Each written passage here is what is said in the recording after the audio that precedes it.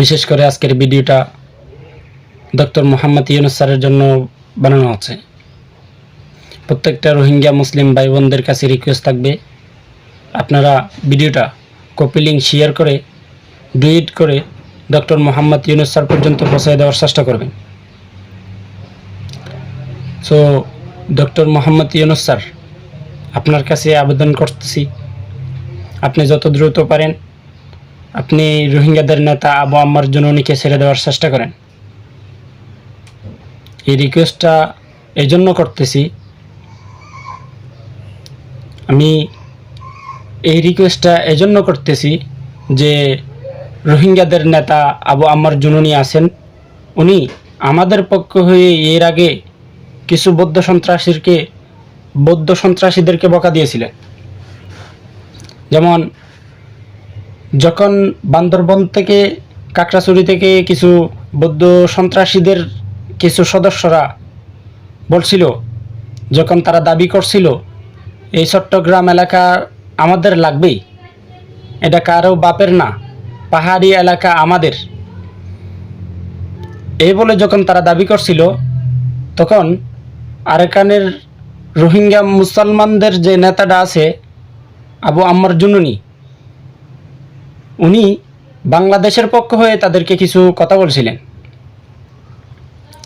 উনি বলছিলেন যে আমি তোদেরকে আরাকানের ভিতরেও থাকতে দেব না, বাংলাদেশের ভিতরেও থাকতে দেব না, তোরা যদি কোনো একটা সংগঠন ওদিকে করিস তাহলে আমি বাংলাদেশের পক্ষ হয়েও ওদিকে তোদের সাথে লড়ে যাব, এই কথাটা উনি বলছিলেন। আজকে আমরা কত বড় একটা অন্যায় করতেছি ওনার সাথে, একটু চিন্তা করে দেখেন। যখন 2024 সালে কিছু বৌদ্ধ সন্ত্রাসীরা বাংলাদেশে চলে আসে, তখন আমাদের বর্ডার গার্ডরা তাদেরকে অনেক সম্মান করেছিল, তাদেরকে সুন্দর করে যত্ন করে মেহমানদারি করে উল্টা তাদের দেশে পৌঁছাই দেওয়া হয়েছিল।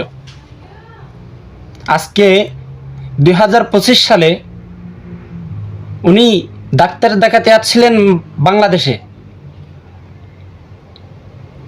আজকে তার হাতে কোনো অস্ত্র পাওয়া হইল না, কোনো একটা বোমা পাওয়া হইল না, তারপরেও তাকে মার্ডার মামলাতে কোর্টে দাঁড় করানো হচ্ছে। কেন এত বড় অন্যায় কেন হচ্ছে? উনি একজন মুসলিম, তাই কি ওনার দোষ?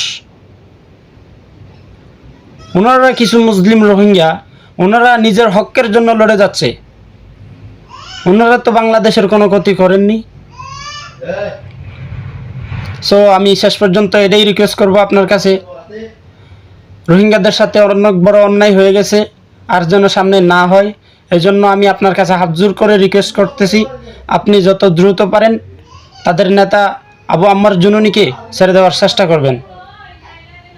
প্রত্যেকটা রোহিঙ্গা মুসলিম ভাই বোনদের কাছে রিকোয়েস্ট থাকবে, আমি এই টিকটক আইডিতে আমার ফেসবুক পেজের লিঙ্কটা দেওয়া যাব, আপনারা যতটুকু পারেন আমার পেজটাতে ফলো দিয়ে পাশে থাকবেন, ইনশাল্লাহ আমিও আপনাদের পাশে আছি।